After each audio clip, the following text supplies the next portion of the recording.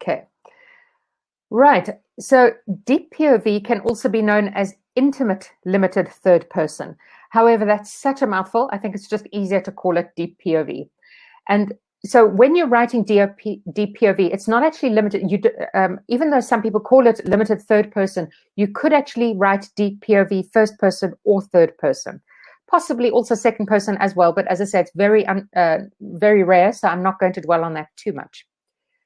I love this comment that I think was also shared on the Now Novel blog. In fact, possibly the post that went out on Monday.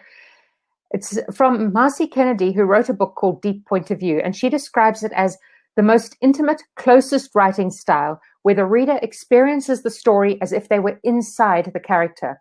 It's emotionally intense, and the author must stay completely invisible, which means that if you're writing Deep Point of View, you cannot be writing omniscient. You need to really get into that character's head, and you need to put the reader inside their head and take away all evidence of an author. And we're going to talk about some tips and tricks on how to do that shortly. So it is very intimate, it's very emotional, but the good news is readers love it. They love getting right into the character's emotions, and that is often what grips the reader and will really lift your writing. In fact, if you are sorry, I should have actually said this way up front, but if you're one of those people who you've written a book, you've sent it out to editors and agents, and they're intrigued by the premise and the synopsis and the opening pages, and they're asking, but then it's not converting to full requests, and you're not getting a foot in the door with the agents. They're sending you these very bland responses back like, yeah, it was good, but it just wasn't good enough. It really wasn't my cup of tea. Often the problem lies in viewpoint. This is what really deep POV is, a high level, a master level skill. It's hard when you're just starting out. So initially you're just trying to focus on getting the story down and getting character arcs.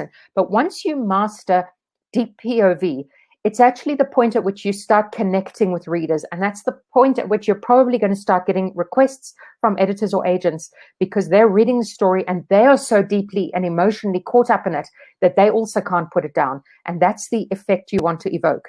You want to turn, no, it's an okay manuscript, but I'm not really going to take this on because it's only okay, to, wow, yes, please, I want to work on the story. Right. What is deep POV? It's an objective POV places distance between the reader and the character's emotions. So even though the reader is viewing the world from the viewpoint of your chosen character, there is still a distance between the reader and the character. So what you want to do is try and get the reader engaged in the character's emotions so that they're deeply connected to the story and to the characters. And it's obviously a writing technique that enables the reader to enter right into the character's thoughts and emotions. And as I said, I will be giving you some tips on that.